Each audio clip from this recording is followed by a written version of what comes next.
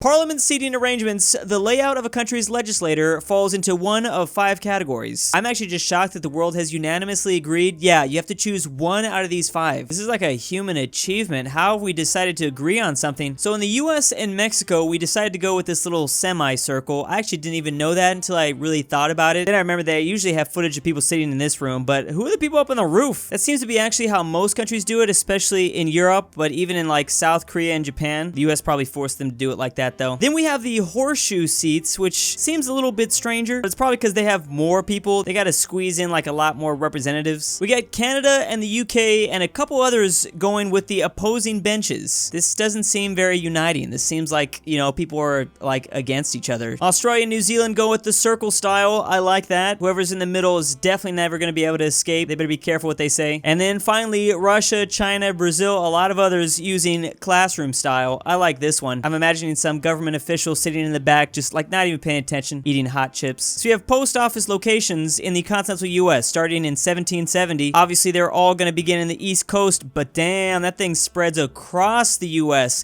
So we're just now entering like the 1900s, and it looks like it gets less. Like the post office at their height seemed to be like early 1900s. What caused this drastic shift for them to just kind of disappear? This map stops in 2002, so like it's not even like the internet destroyed it either. It probably got even worse from here. Some of these states are just covered in blue until like a certain point, but you know what? West Virginia, they still love their post offices. Well, they kind of do. Eventually, they stopped loving them that much. Leading import source of African countries, and it seems like Africa is really dominated by the EU. I'm actually kind of really surprised to see that. The US isn't importing anything to Africa. Well, we probably are, but we're not like the lead in any of these countries. China's only leading the import race in Madagascar, Ethiopia, and Sudan. I like how all of these countries import from South Africa. It's like one of the only places that they don't have to travel across the sea. They just go up to their friend right here. Hey homie, can I get some of this? Yeah. India also getting a lot of the East Coast right this way. Tanzania, Somalia, and apparently South Sudan does not exist in this map. A world map of all the 5.0 earthquakes in the last 20 years. And the most amazing thing to me, being from Southern California, is how much of those we've dodged. I don't know for how much longer we'll be able to do that.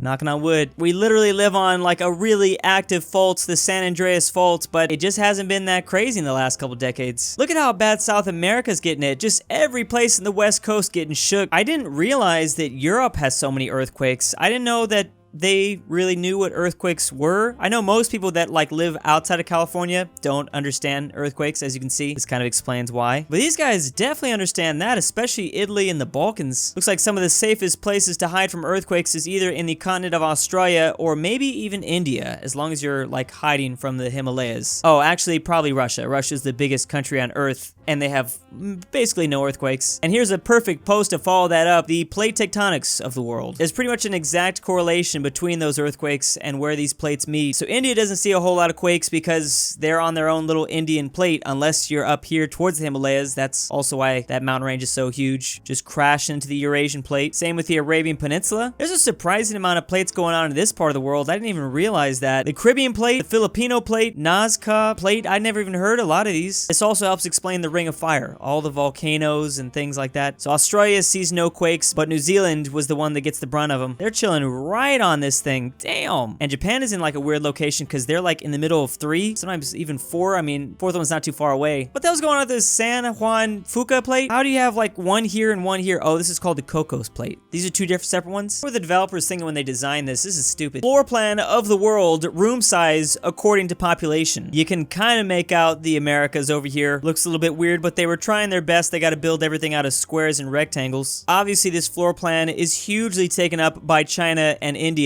Why does India look like it's kind of larger than China? This is not 30 years into the future yet. Crazy how big Africa is, but it's just being dwarfed by this room. Same goes for Indonesia. Indonesia doesn't look that impressive on like a world map, but look how much it dominates Australia. Asia as a whole just got all the big rooms. Everyone else over here kind of getting crammed. I didn't even notice that Canada existed. Look at the little hat this room has, the United States room has. Canada's more like just a hallway in this, and I guess that makes Ireland a really small closet. And the islands are just like cubes on the ground. They're just like a small cardboard box that they got from Amazon. At some point in the future, we will probably have a video game that is like this detailed of a world map. This is the island of Sardinia in Europe. I forget how hilly and mountainous this part of the island is, and everything else very flat. It's also kind of greener than I expected. Is it normally this green? Which energy source has the least disadvantages? We have nuclear, wind, solar, hydropower, biomass, natural gas, and coal. All of them are rated in 5 categories: emission, danger, land use, material, and cost. The most expensive, I guess, is biomass, and it also requires the most amount of land use. I guess that explains why I've never heard of biomass being used as an energy resource. Natural gas has a lot of emissions, and I mean, they're slightly dangerous, but it's real cheap. It's like the 99-cent store of energy sources. Wind is technically the cheapest, though. Does require some materials, but that's about it. Pretty low on the rest of this. Finally, the elephant in the room, coal. A lot of emissions, very dangerous, I guess, and it also costs a lot. Doesn't require a whole lot of land, though. US streaming market share 2020 versus 2021. I'm just shocked that this chart looks so different only 12 months later. How are things changing that fast? Netflix had almost 30% of the market share, and they've lost 10%. I'm surprised to see Prime Video was so high up there. They've lost 5%. Even Disney Plus has technically gone down a little bit, but that's just because, I mean, the more streaming services you introduce, you're gonna lose percentages. So Peacock just came out, that ate up 5%. HBO is just killing it right now. Didn't expect them to do that good, just to be honest. Paramount Plus, there's like 12 people that have that, but only 9 people had it last year. And then other streaming services. What could be under other?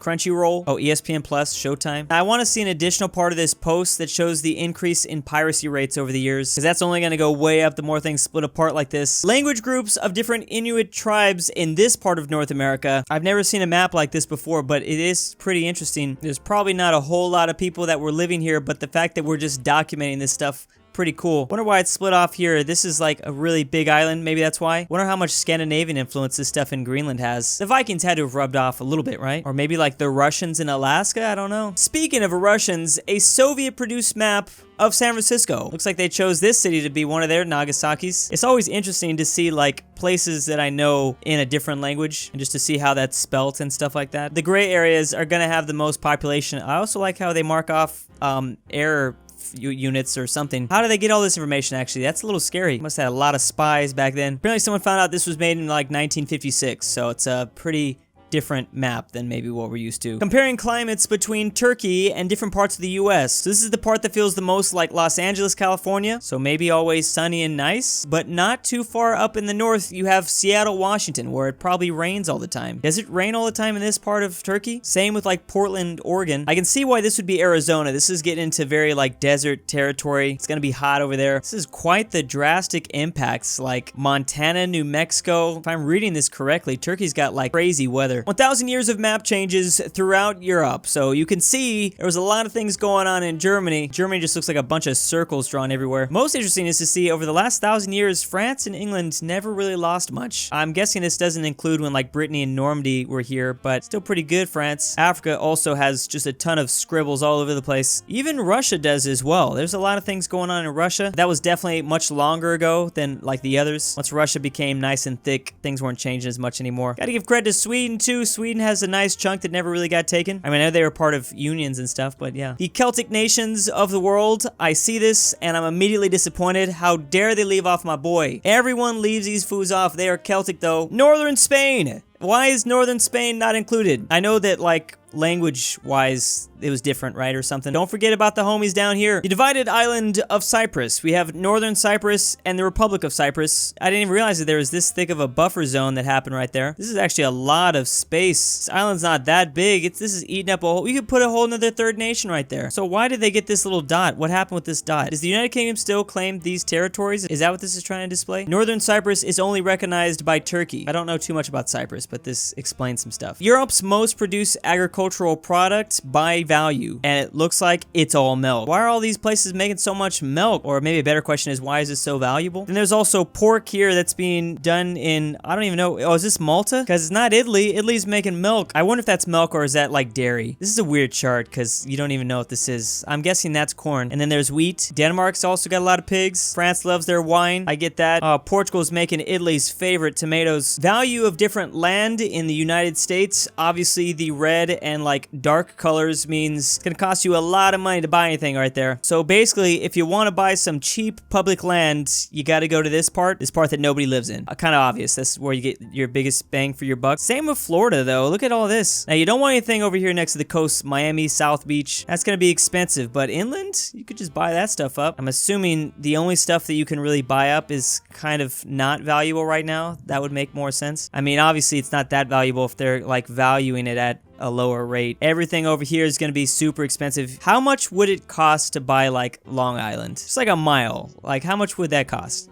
Billions? Trillions? It's probably not even worth it. Map of communist parties in each European country. I see we're still going with the original hammer and sickle. I guess you can't go wrong with the classics. Is there still a communist party in Russia? That's allowed? Germany's doing something a little bit different. They just got like big red letters. Red is still, I guess, the color of choice, clearly. Except for in Norway, they got like this blue right here. Oh, and Iceland. I guess Iceland's Communist Party is gray. That's probably the most original out of all these, not gonna lie. Wait, are these not outlawed in some places? I feel like they've got to be outlawed. Or are they like not official? They're just like fan art. How much of this is fan art? Let's just be real. Oh, apparently those could be any point in history, like former Communist Party icons. I'm just now learning that Italy has had 14 different ones. They've been experimenting with that whole thing for a while now, I guess. There's actually a lot of these parties that are still going. Present, present, present, present, present. Oh my god, how many do you guys need? They're just collecting them like the Infinity Stones. So they used GPS trackers and put them on buoys to measure the current and where the ocean would take them. This is like over the course of several weeks at least, right? What's the most interesting is how do you get into the current that sends you just like out in the Pacific? This doesn't seem like a very easy feat. I only find this fascinating because if I ever get like lost out in sea, I want to know my chances. It actually doesn't look too bad. Like some of these currents do take you back to the land. It's just others, you probably won't make it. Like if this is sending you up towards Alaska, if you're in Japan and you're going up towards Alaska, you ain't gonna make it. I guess, or if it sends you directly out to Hawaii. Hey, one of these almost gets to Hawaii. I want to know, where did this come from? Was this from like the Galapagos Islands? They sent one out and it just stayed there? Where are these random ones coming from? It seems to be like the safest place to get lost out in sea, somewhere in the Gulf of Mexico. You're surrounded by land. Like, it's a very good chance you're gonna show up on the coast at some point. You just gotta survive. No big deal. The most dangerous states to drive in when you're hammered. I didn't think I would see these sorts of results, but I guess it does make sense. The explanation for why, like, you probably aren't gonna make it if you're hammered in Montana or North Dakota. Those are very cold states, and they're also very, like, rural. You might crash off the side of a mountain, or, I don't know, you might just not be able to get rescued if you're too far out. So one of the safest places to do this in would be Florida, though. That explains some stuff. Surprised to see Arizona on the list, too. I guess it's because it's, like, a big old desert, but what if, like, the heat gets to you? I think I might be reading this wrong, though. This is percentage of driving oofs with this involved. So maybe, in reality, we should be looking at this a little bit differently. These people just really like their drinks. Or the counter theory is that there's almost no crashes here, but when there are crashes, the booze are involved. They're actually like some of the safest drivers in the world. Who knows? Let's not forget Rhode Island. Little old Rhode Island on this to pretty high too. How swords have changed over time, especially throughout the different eras. So we start off with like copper. We got this little sword popping up in India. This Turkish one looks really cool. I like that. Then in the Bronze Age, man, they just try to make the biggest blade imaginable. The full grip sword. Someplace in Germany, you can tell. Oh, I've seen this before. So that's what Egypt was rocking. Seems dangerous. The boat sword, which is in Scandinavia. Looks like a shoe for elves. During the Iron Age, I don't know what the Balkans were doing. Again, they were just having a competition, I guess. Trying to see who could make the biggest blade, but China got involved as well. 3rd to 2nd century, the two-handed that. I'm actually really surprised to see these very different swords that don't often show up in like media. I mean, I've seen some curved blades, but man, the Balkans were really experimenting with stuff. What is this one? China as well. This was just long and thin. They were going for that spaghetti strategy. And big thanks to the patrons Zeffi, Stormtrooper 501, Patrick C, Poppy Drew Woo, Manny 74, Mac, M203 BrushEm, LuxembourgLover, I'm About a Nut, FusionWolf, Full Send Nick, EpiNick, Elijah Senpai, Dalton D, AryanAfterHours, Anikyte, Aaron F, and Aaron F2. If you'd like to become a patron, check the link down below.